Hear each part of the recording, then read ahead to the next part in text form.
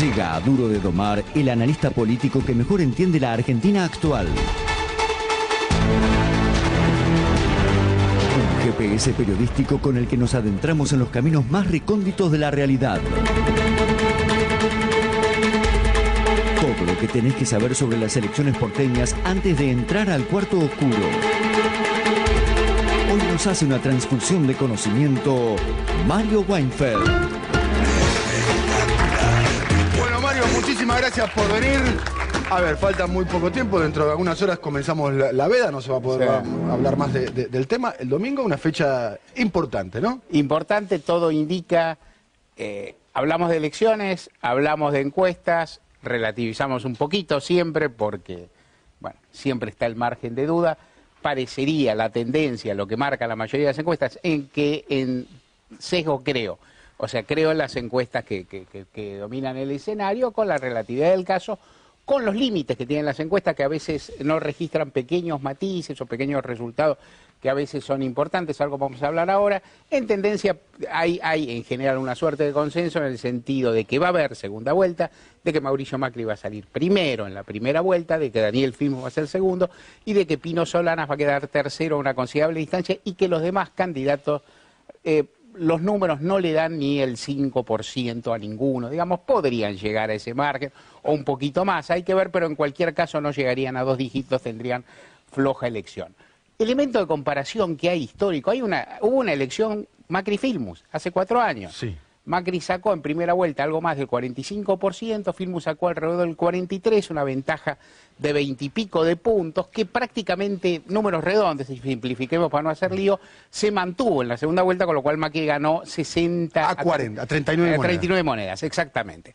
En esa elección había un tercero en discordia, que era Jorge Tellerman, que a la sazón era jefe de gobierno, en reemplazo de Aníbal Ibarra, y Tellerman le disputó el segundo. Llegó al 20%. Llegó al 20%, le disputó el segundo lugar a Filmus, y en algún momento se pensó que ese escenario, casas más, casas menos, se iba a repetir ahora. O sea que Pino Solanas iba a cubrir más o menos el lugar de Tellerman, en el sentido de disputar el voto no macrista. Esto parece que no va a ocurrir. De cualquier forma, los números de ese pasado algo dicen y algo va a tener que mirarse. Percepciones que ahora Macri tal vez esté un poco abajo del número que obtuvo en 2007. Que es el 46%. Que es el 45-46%, pero tiene un porcentaje alto, tal vez en el orden del 40%. No quiero entrar en los números porque aparte ahí están las encuestas del error. Es decir, Macri va a hacer una buena elección y Filmus también va a mejorar, lo indican las encuestas en general, su resultado la otra vez. Las claves para la segunda vuelta, ¿cuáles son? Uno, la diferencia, obviamente. Está delante nomás de nuestras narices, y el otro día no hablamos, el caso de Ushuaia, Fabiana Ríos, que perdió por 9 puntos y dio vuelta, pero está claro que si el primero está muy cerca del 50%, con una distancia muy grande, tiene mejores chances de ganar en segunda vuelta. Otro dato relevante, ¿cuántos votos van a quedar disponibles, por así decir? O sea, lo que saca cada uno de los candidatos es su piso en algún sentido. El que votó a Filmus en primera vuelta lo va a votar en segunda. Si saca 40-30, quedarían 30, digamos, como para repartir. Yo diría ojímetro, con una herramienta que suple al GPS con beneficio. Yo diría ojímetro que entre Macri y Filmus seguramente van a andar en el orden del 75% los votos sumados, más o menos. Más o menos. Lo cual quiere decir que no hay un caudal para disputar de 25%. 25. Ya Filmus dijo que puede pensar un gobierno de coalición, ya tiró un poquito. Claro, Filmus habló de gobierno de coalición. Ese planteo es interesante en un doble sentido. Primero porque es un planteo de segunda vuelta. O sea, Filmus hizo en la primera vuelta un planteo de segunda vuelta. Segundo porque ese discurso en primera vuelta no interpela a ningún dirigente de la oposición. Nadie va a decir, sí, yo como voy a perder, es decir, todos le van a decir que no, y de hecho le dijeron. Pero interpela tal vez al público, al electorado vacante. En ese sentido puede tener un interés. Y segundo tema, que también es interesante, que viene las encuestas no se están jugando con la segunda vuelta. En general casi no lo están explorando los consultores. ¿Y por qué no lo hacen? Porque dicen que para la cabeza de la gente que ni siquiera está tan metida en esta elección, lo otro es otro escenario. Que es como otra elección, ¿no? Es como una final aparte, ¿no? Es una elección como esos torneos en los que llegás con parte de los puntos de la primera ronda, digamos. No es una final que llegás en cero, digamos, pero es muy distinta. Está polarizado de pálpito. hay una cuestión también que es importante. La impresión que tiene uno es que ninguno de los candidatos que haya perdido va a tener mucha legitimidad para hablar después.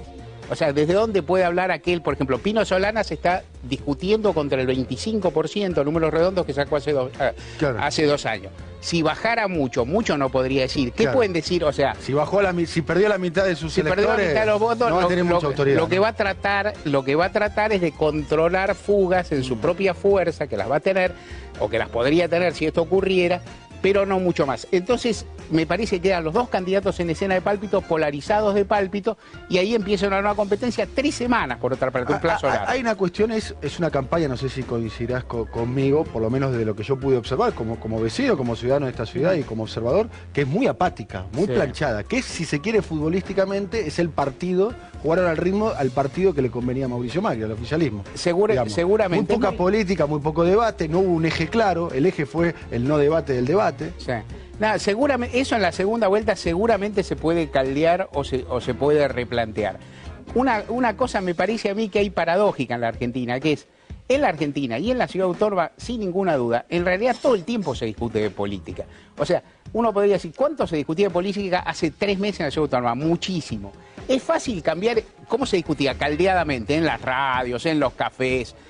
Se puede cambiar ese eje en pos de la campaña y uno diría, seguramente la campaña presidencial sí, y en la campaña porteña tal vez no tanto. Otra cosa que ocurre, y que lo hablamos con Fabián Arrigo, lo hablamos en todas y cada una de las elecciones provinciales que se vino desarrollando, es, en una sociedad en que las variables económicas van bien, la gente está menos ansiosa de cambiar gobierno, menos fastidiada. Avalar a los oficialismos. Sí, por lo menos no se enoja tanto, no está tan pendiente, no tiene tantas ganas.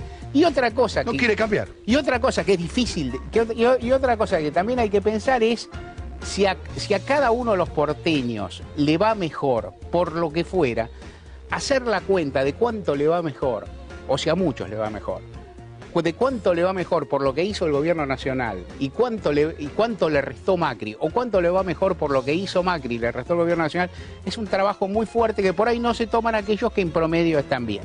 Cualquier cosa, de cualquier modo, estas columnas y estos análisis son lo más fuleros que hay para hacer, porque en definitiva estás hablando de algo que el domingo se va a ver en datos. Estás hablando de virtualidades y el domingo vas a hablar en datos. Yo siempre digo, y yo escribo para mi diario, para el domingo ese, que esa nota es una nota previa a un River Boca, que uno construye, que no hay más River Boca ahora, Dios nos libre igual. No lo recuerdes.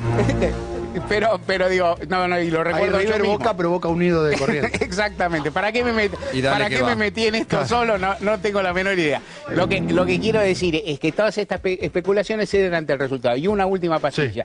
En la frialdad, en la apatía y en la falta de comunicación se perdió en el tumulto la experiencia de las comunas, que es una experiencia importante, una experiencia de participación, una apertura de espacio. La primera, que de cualquier forma el avance institucional va a existir. El conocimiento público de eso está muy, muy bajito. Muchas gracias, muy claro ha sido el señor Mario Weinfeld con nosotros.